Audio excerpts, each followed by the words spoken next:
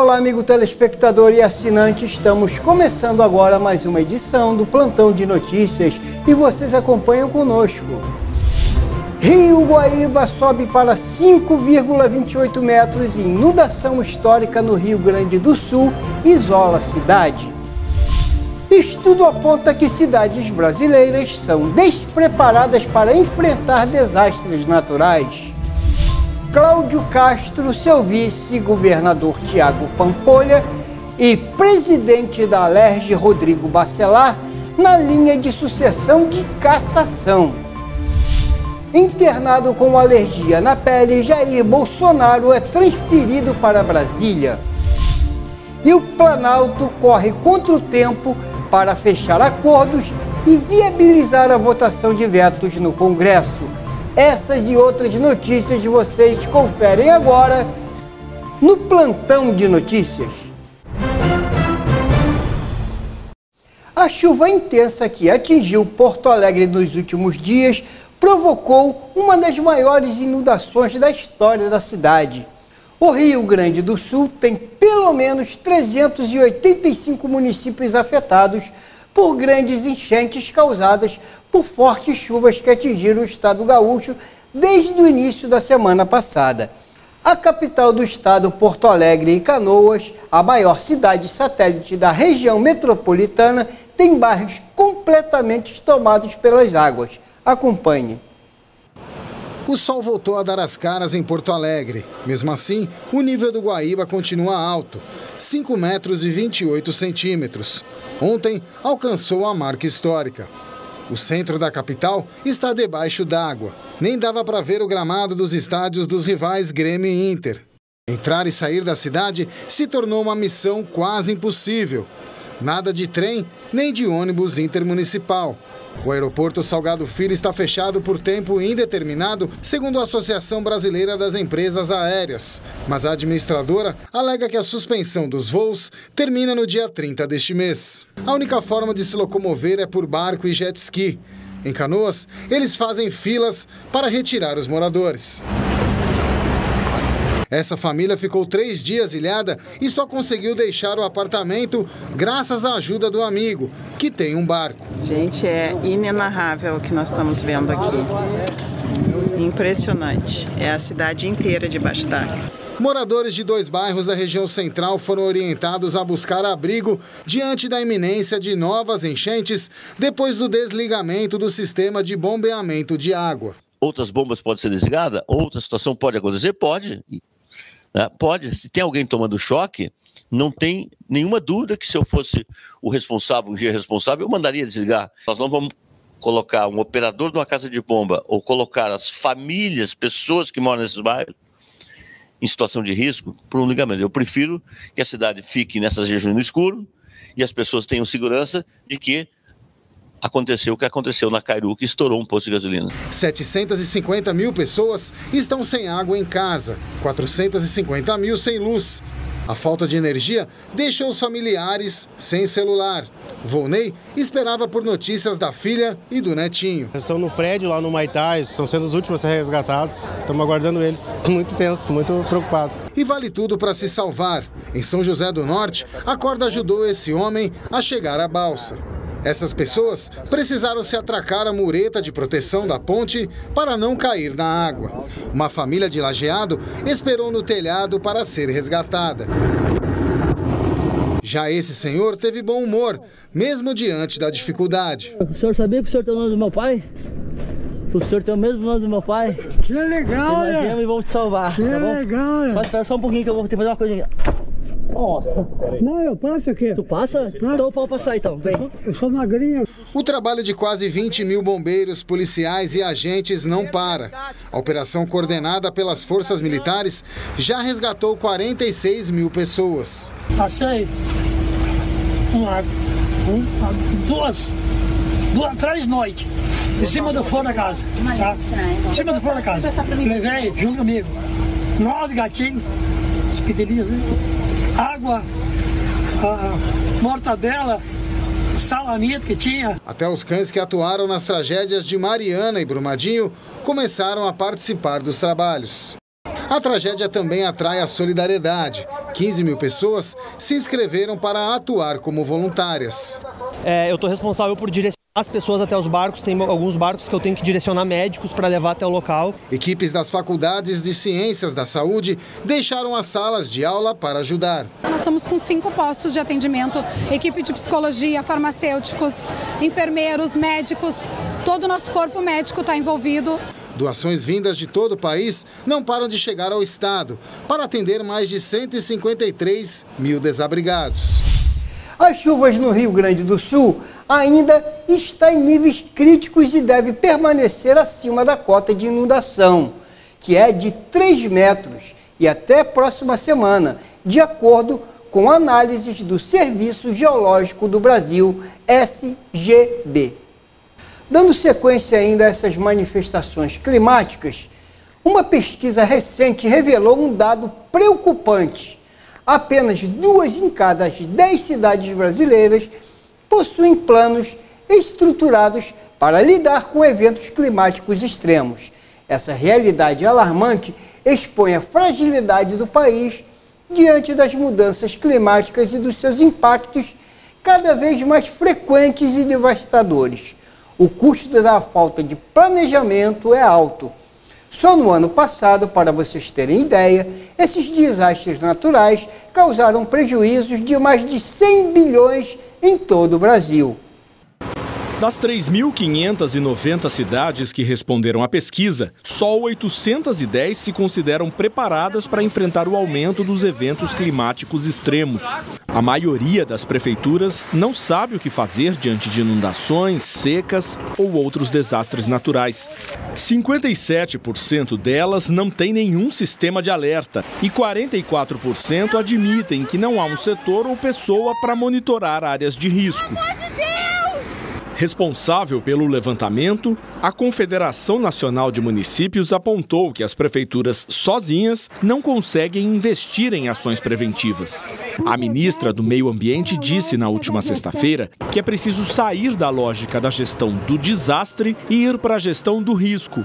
E falou em criar uma frente de prevenção a eventos climáticos extremos. Para que a gente ponha de pé uma proposta de fazer a gestão do risco climático extremo, dialogando com o Ministério Público, dialogando com o Tribunal de Contas, porque isso indicativamente nos levaria a decretar a emergência climática permanente nos 1.038 municípios que são suscetíveis. E o CEMABEM, que é o Centro de Pesquisa Meteorológica do nosso país, está ampliando essa base para 1.942 municípios. Segundo a Confederação, entre 2013 e 2023, os eventos extremos causaram prejuízos de quase R$500 bilhão. 385 milhões de pessoas foram afetadas no período, 37 milhões só no ano passado, quando 844 mil ficaram desabrigadas e desalojadas e 258 morreram. Bom, e agora no Rio de Janeiro o fenômeno é outro. São lamas que aparecem a todo momento no nosso estado. O Ministério Público Federal e a PGR pedem a cassação do governador do Rio de Janeiro, Cláudio Castro, o seu vice Tiago Pampolha e do representante da Assembleia Legislativa do Rio também, Rodrigo Bacelar. Os 3 ocupam os primeiros cargos da linha sucessória do Rio. As alegações finais do Ministério Público foram apresentadas nesta segunda-feira, dia 6, ao Tribunal Regional Eleitoral do Rio de Janeiro, no âmbito de uma ação do próprio Ministério Público, que apura irregularidades no financiamento de projetos e programas da Fundação CEPERJ, a Fundação Centro Estadual de Estatísticas, Pesquisa e Formação de Servidores Públicos do Estado do Rio de Janeiro e da Universidade do Estado do Rio de Janeiro, a UERJ, que vocês acompanham aqui frequentemente a atualização dessa ação de cassação desses 3, então, políticos na sucessão do governo do Estado. Segundo o Ministério Público Federal, houve um excesso de recursos públicos que serviam para turbinar o CEPERJ em pleno ano eleitoral, em benefício da candidatura de Castro, Pampolha e de Barcelar, interferindo no equilíbrio, abre aspas, da disputa, fechando aspas, e afetando a normalidade e a legitimidade daquele pleito. De acordo com o Ministério Público, diversos aliados políticos, amigos, íntimos e familiares de Barcelar, então secretário de governo do Rio e candidato a deputado estadual, foram contratados em seu reduto eleitoral, lá em Campo de Goytacazes, abre aspas, sem qualquer transparência, fecha aspas, sendo os principais beneficiados de um esquema de contratações fantasmas que superou 200 mil. Na avaliação do Ministério Público, Castro teve atuação decisiva nos ilícitos cometidos no âmbito da CEPERJ e da UERJ, já que, à frente da máquina estatal e na condição de candidato à reeleição, era detentor do poder político local. O Ministério Público Federal, no entanto, não pediu a inelegibilidade de Pampolha, por não ver envolvimento do vice de Castro nos ilícitos. Bom, gente, vale lembrar que na apuração de corrupção de Wilson Witzel na Covid-19, Castro era seu vice e, na ocasião, alegava não saber de nada. É acusado pelo MP de corrupção na Fundação Leão 13, além de corrupção na UERJ e no CEPERJ. Infelizmente, o Rio vive com uma dívida que teve início na década de 1990 e que já pagou 155 bilhões de reais. Em razão dos juros, ainda deve 191 bilhões de reais. O Estado sofre com sucessivas incursões de políticos de alto escalão envolvidos em esquemas de corrupção. É lamentável. E o ex-presidente Bolsonaro está com uma infecção causada por bactérias, que geralmente entram no corpo através de feridas ou lesões superficiais. Os sintomas podem ser dor e febre. Segundo o comunicado, o tratamento para Bolsonaro contou com aplicação de antibióticos e hidratação. No final de semana, o ex-chefe do executivo foi a Manaus cumprir agenda política. Jair Bolsonaro voltou a ser internado ontem no Hospital Santa Júlia, em Manaus, com erisipela. Ele já tinha sido hospitalizado no mesmo local no sábado. A erisipela é uma infecção causada por bactérias que geralmente entram no corpo através de feridas ou lesões superficiais. Os sintomas podem ser dor e febre. Segundo o comunicado do Hospital Santa Júlia, emitido no domingo, o tratamento para Bolsonaro contou com a aplicação de antibióticos e hidratação. Não é a primeira vez que o ex-presidente enfrenta o quadro. Em novembro de 2022, Bolsonaro cancelou compromissos pelo mesmo problema. O ex-chefe do executivo foi a Manaus para cumprir agenda política no final de semana. Participou do lançamento da pré-candidatura do deputado federal Capitão Alberto Neto, do PL do Amazonas, a prefeito da cidade. E também esteve num evento do partido com a ex-primeira-dama Michele Bolsonaro. E o Palácio do Planalto está em ritmo acelerado para fechar os últimos acordos políticos e garantir a aprovação de mais de 30 vetos presidenciais na sessão conjunta do Congresso Nacional, marcada para esta quinta-feira, dia 10. Acompanhe. Essa vai ser a primeira sessão conjunta de 2024. O encontro já foi adiado 2 vezes por falta de acordo entre os articuladores do Palácio do Planalto e os líderes partidários.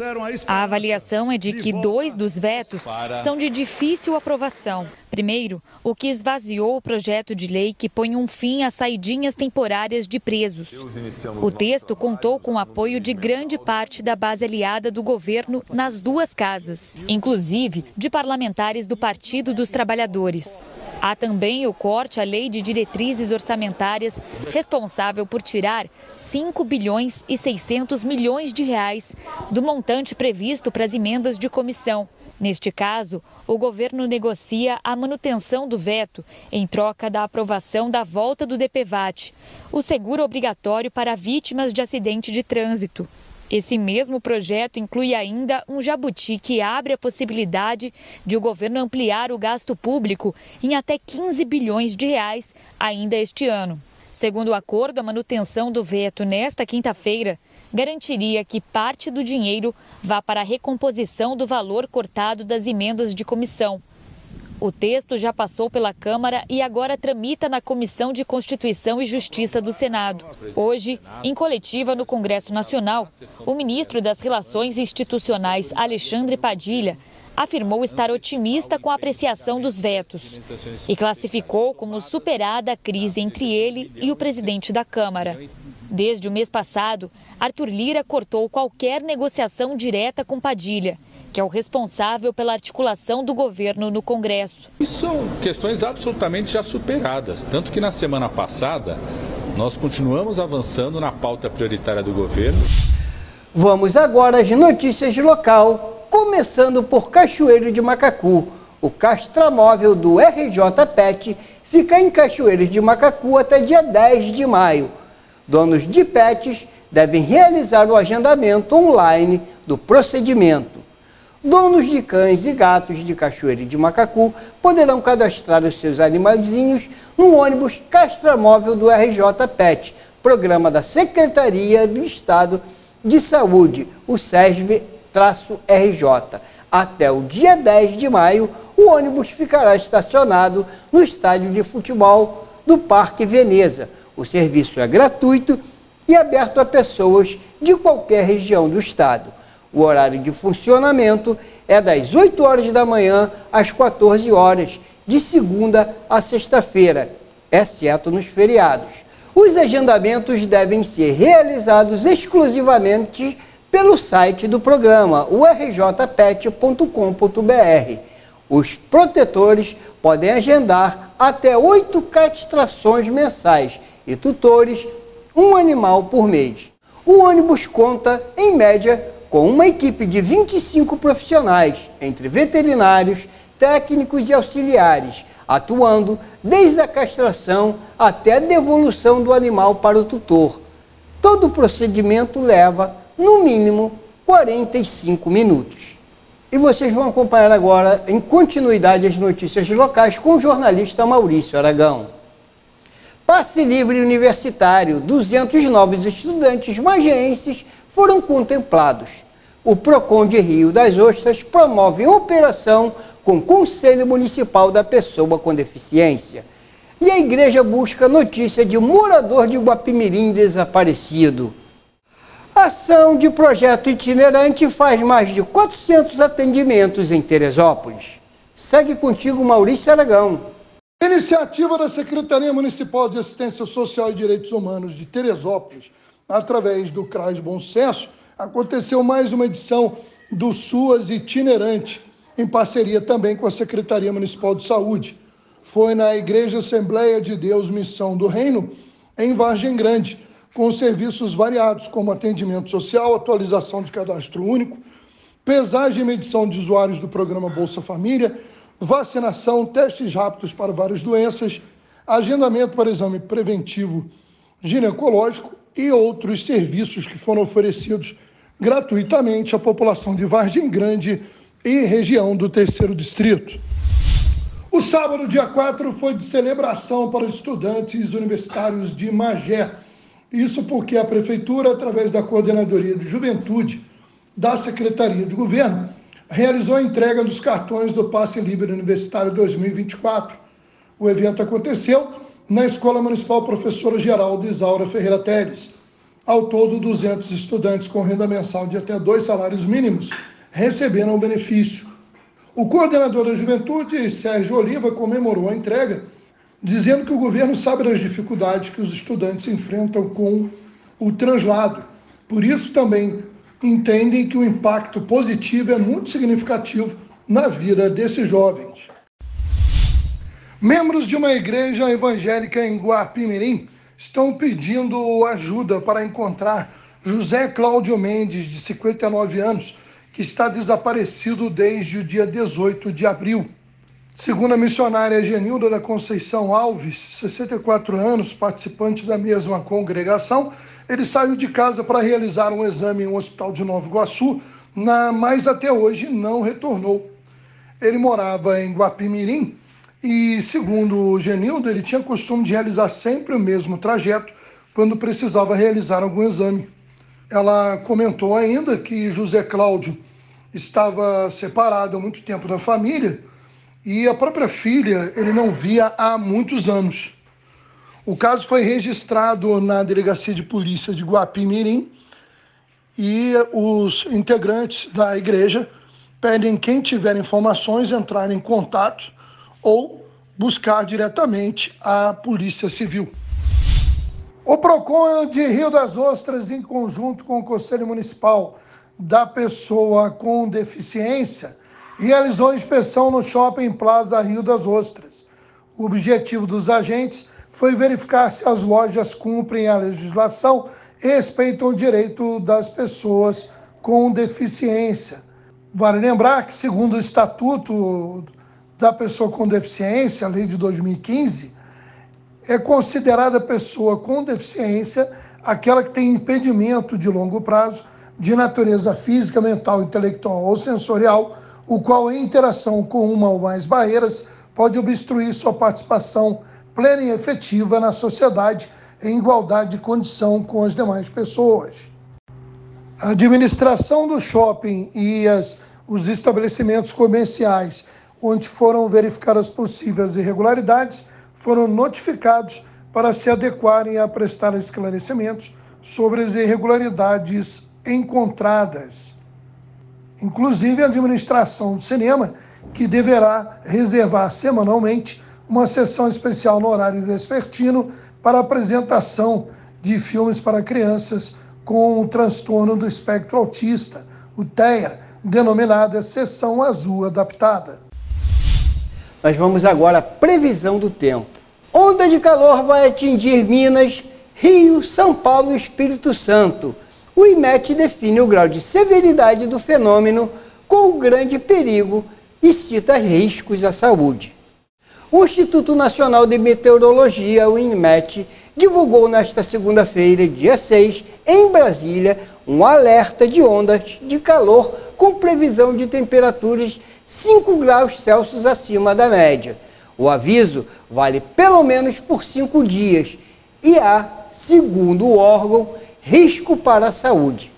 Mais um registro lamentável nas ruas do Rio de Janeiro.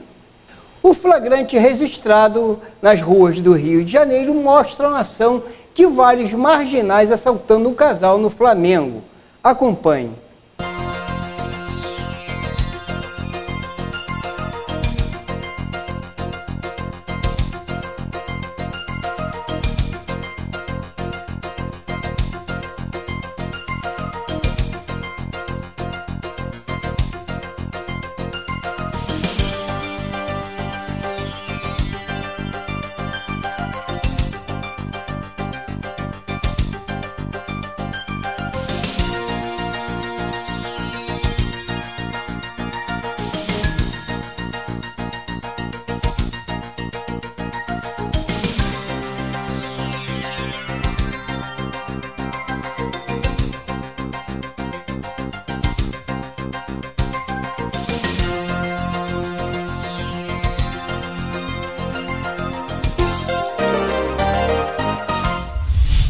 E Alexandre Nardoni, vocês lembram, é solto 16 anos após a morte de Isabela. A Justiça de São Paulo concedeu progressão para o regime aberto a Alexandre Nardoni, condenado a 30 anos de prisão pela morte da própria filha. Ele deixou a penitenciária Dr. José Augusto César Salgado, em Tremembé, São Paulo, às 17 horas desta segunda-feira, dia 6. O juiz José Loureiro Sobrinho afirmou que Alexandre preenche todos os requisitos objetivos e subjetivos exigidos pela lei para a obtenção do benefício. A decisão diz que Nardoni ainda teve parecer favorável na avaliação feita, além de não registrar falta de disciplina durante o cumprimento da pena. o Ministério Público de São Paulo emitiu parecer contra a decisão. O documento destaca que Nardoni foi condenado por um crime gravíssimo e que seu bom comportamento, abre aspas, é uma obrigação. E assim nos despedimos de mais uma edição do Plantão de Notícias, agradecendo a vocês, amigos telespectadores, que nos acompanham através das nossas redes sociais, do canal 57 da Sumicity e agradecendo também a toda a nossa equipe técnica. Muito obrigado e até a próxima edição.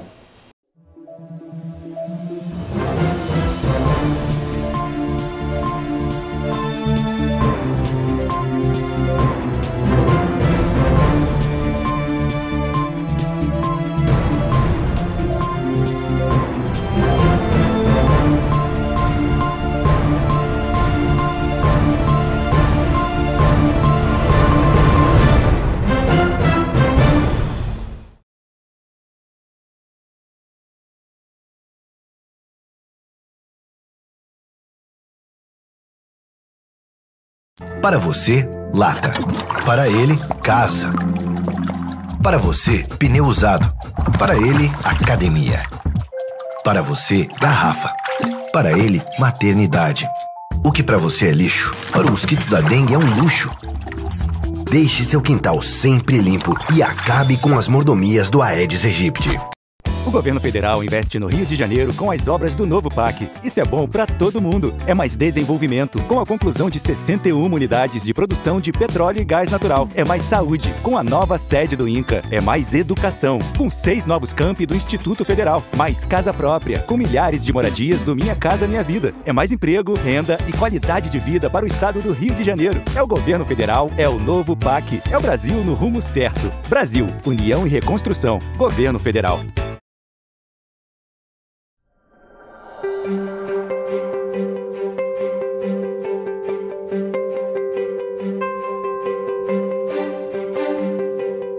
Bem-vindo a Teresópolis. Primeiro lugar no Prefeito Empreendedor Sebrae 2022 e primeiro lugar no ranking Cidades Empreendedoras Sebrae Rio de Janeiro 2019. Com área de 773.338 km², 185.820 habitantes, PIB de 5,3 bilhões de reais, PIB per capita de mais de 29 mil reais e DHM de 0,730. Localização privilegiada. Capital nacional do montanhismo.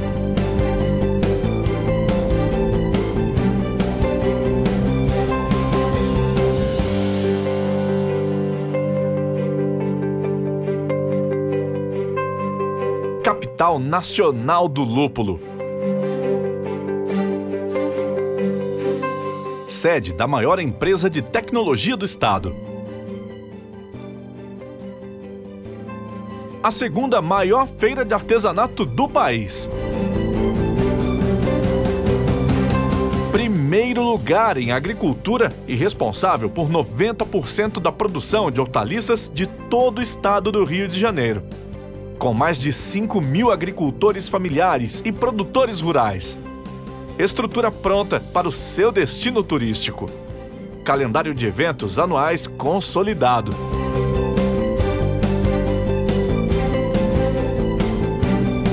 Polo de educação, pública e privada, empreendedora e inovadora. A cidade mais segura do estado do Rio de Janeiro.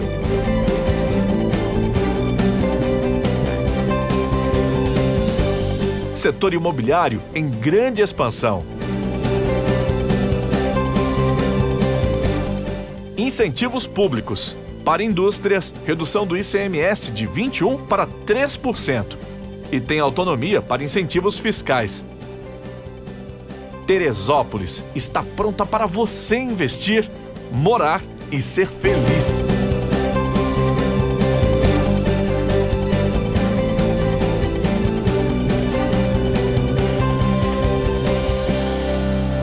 Invista em Terê.